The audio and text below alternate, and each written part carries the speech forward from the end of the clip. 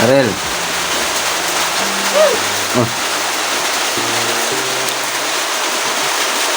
Darrell jud mo pangalan? Darrell ba tala pangalan mo? Tatakot kasi. Takot sa camera ko. Tingnan na. Parang tatakot siya.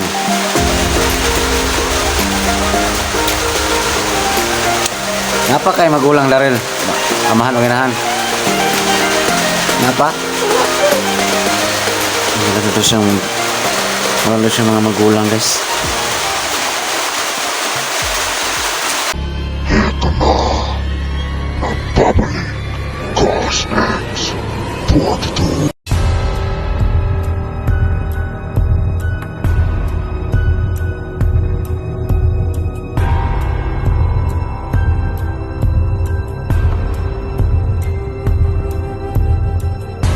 Okay guys, ang magandang araw na namin ang mga oras yung papanood ng video na to. So, for today's video guys,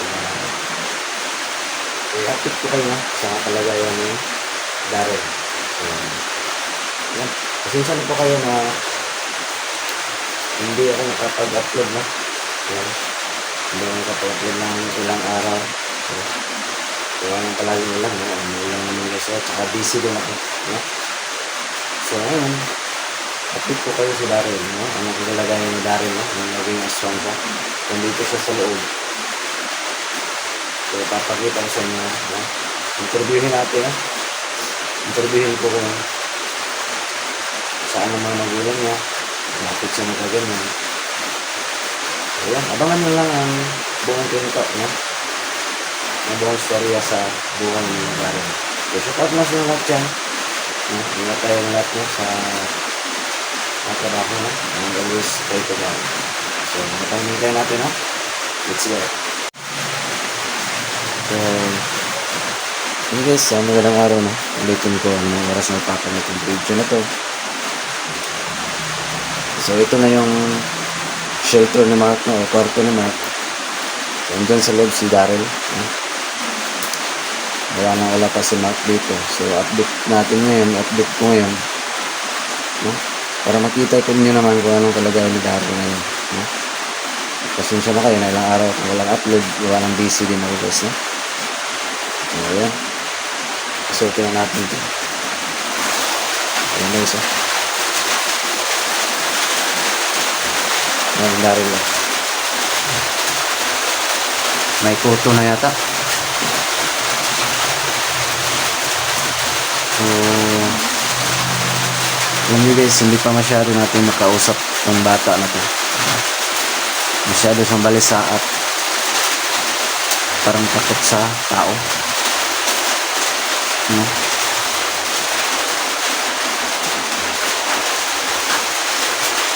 So, takot siya sa tao guys. Hindi lang natin siya masisisi.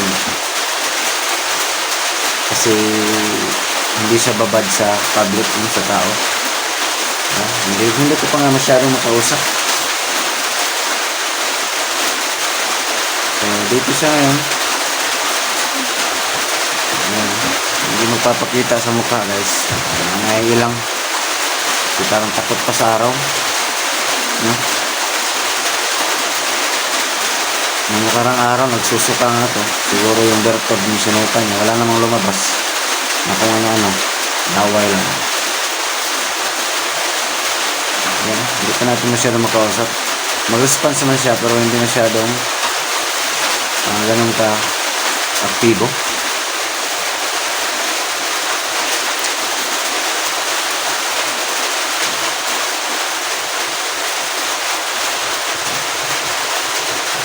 Yan siya pa, kakita sa ating lahat dyan.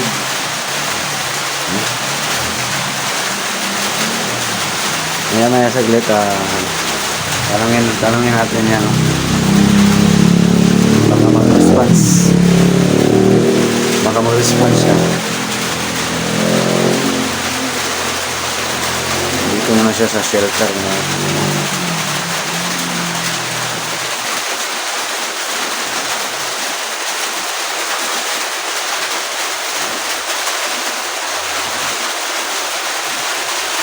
Pagkatapos nitong kumain guys, tanghalian.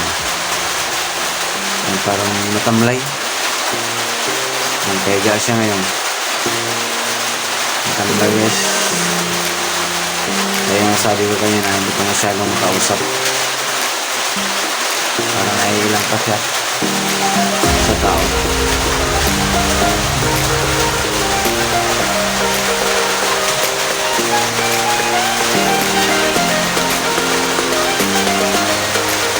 Ready ko na yung camera ko guys. Ilagay ko to sa lupa.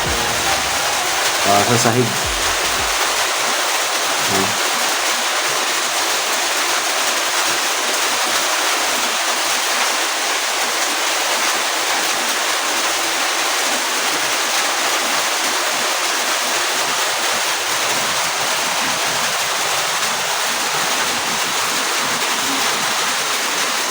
Hindi naman na yung guys. Yan yung saglit. Tanungin natin yan.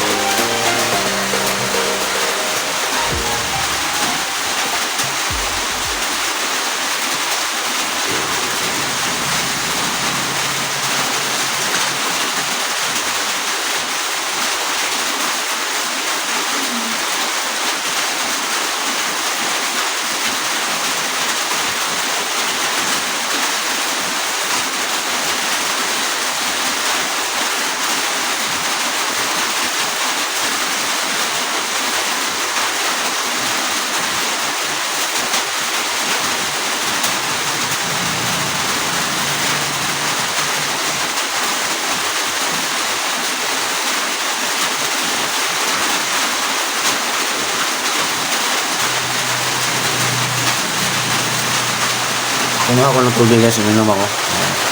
So, simulan natin kausapin guys ha. Daryl. Oh. Daryl, jud mo pangalan? Daryl ba talaga pangalan mo? Natatakot guys. Takot sa camera ko. Tingnan eh. Parang natatakot siya na.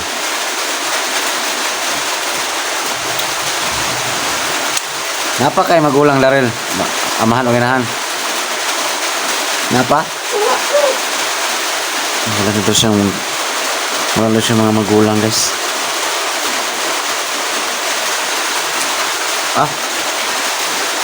Pakita ang mukha mo. Pakita mo na. Hindi ba siya guys?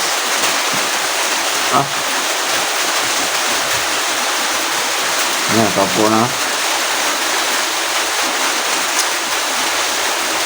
Lipay ka nga, di na kaswang.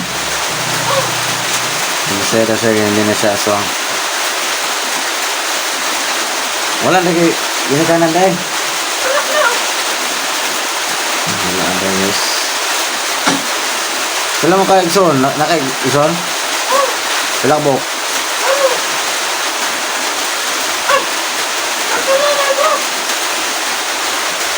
Ang kapatid na siya is dalawa. Tatlo daw lahat. Asa naman sila? Saan sila ngayon?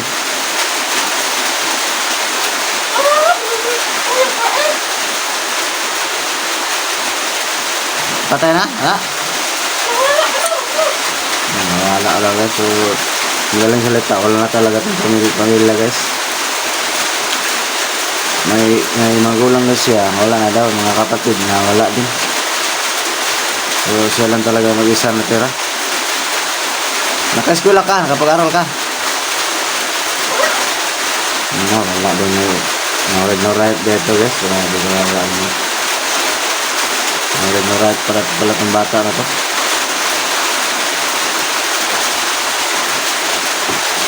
Yan, talaga siya makahiga guys. Masaya na ako ngayon na bumangon siya. Ilang araw na to dito sa bahay. Hindi siya parang ano. Hindi mo masyadong makausap ngayon. Makausap natin na pero masyadong pero darating din na araw na bumalik yung ano siguro niya. Masigla niya kasi diriin mo naman ilang taon na ano. Takot siya sa tao. So ngayon na siya na-expose sa tao, no? Eskwalahon ka ka? Kawalo ka pala edad mo? Wala ilang taon ka? Kailan yung edad mo? 12?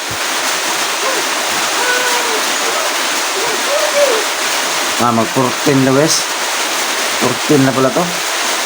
Binata na.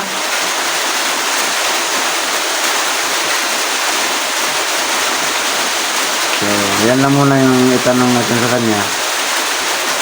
So, unti-untiin natin guys kasi alam naman ang sitwasyon. Matagal na siya hindi na-expose sa tao. So, parang ano siya na parang ano ba? Ang tawag doon sa Tagalog. No, matagal, ilang taon hindi siya nakakita ng tao, nakausap. Si Mark talaga ang close nito dati. At dahil kilala lang rin niya ako, tapos ilang taon rin ako nakabalik doon sa Lamisang Gato. Ngayon kalimutan niya ako ngayon, okay na lang na hindi na siya pa takbo-takbo. Okay na mabalik doon ha?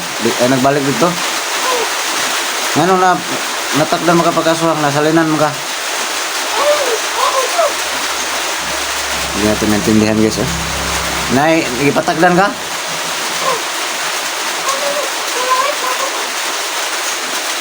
Ano? Yung matandang babae kaswang? Pastilan. Ay, patakdan na siya guys. Nasalinan na siya guys.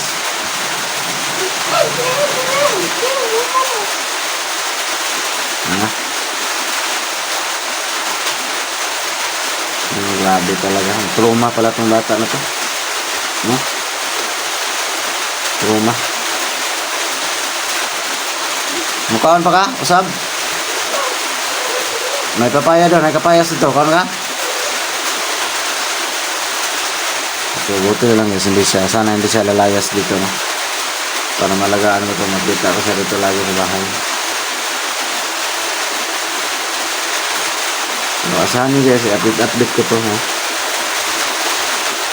Umulan sa labas oh. Pag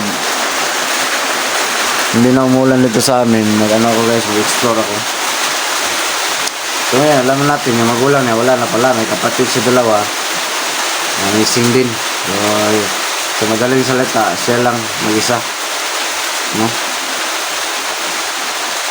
So kailangan talagang kupkupin. Buti na lang, nahuli ko at dito na sa bahay ngayon.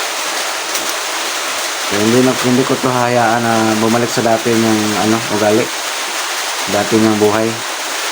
Na palaboy-laboy hanggang sa naging masamang elemento na. Kawawaan naman. Pero unti-unti turuan ko to ng pagsulat, ng ganyan ba. Nakapag-aral ka, ka-eskwela ka? Wala, yan. I-video ko to guys, turuan ko to ng pagsulat. Abangan nyo. Pagsulat, basa, ganyan ba. I-update ko kayo. Abang lang kayo. Pag-share ng video na to guys ha. Maraming salamat and good skip pads. Pag-share ng video na to sa mga viewers natin dyan para makikita nyo naman. Makikita na lang ang sitwasyon ng bata. No? Marami pa akong kailangan i-improve to. Kailangan ko pa ng mahabang pasensya, effort. Para maging maraming kaalaman to. Matuto ang bata.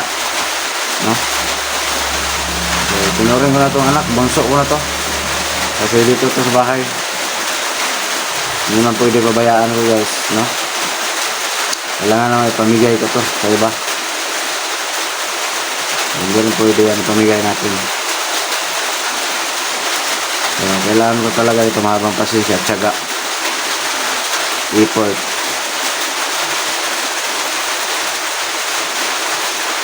Ganun talaga.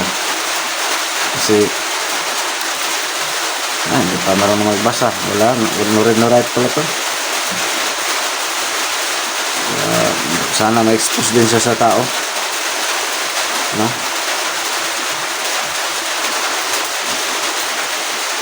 Hindi pala salita. Pag tanungin mo lang mag-response.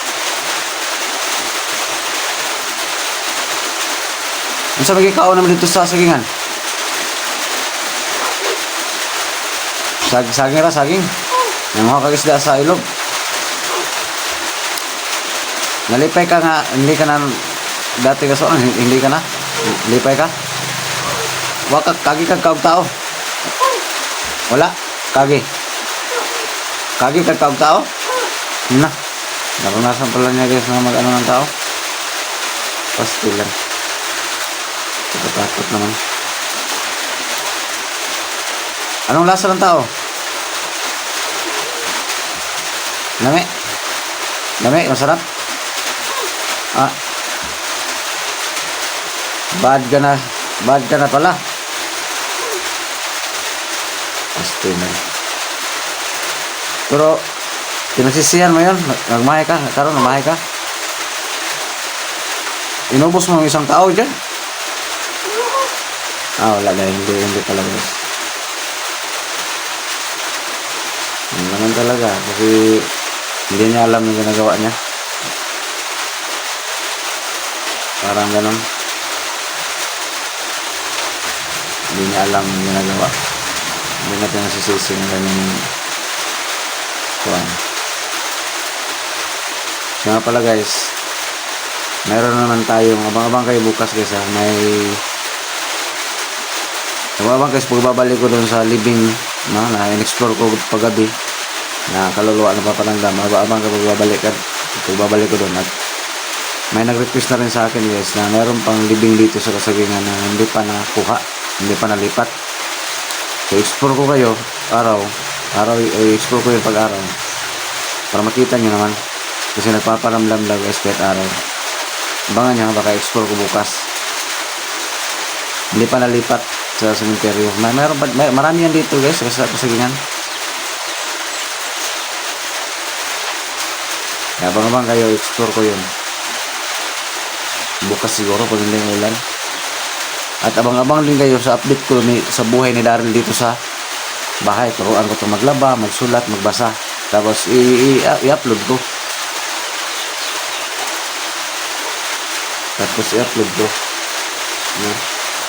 Yun yung gagawin ko guys.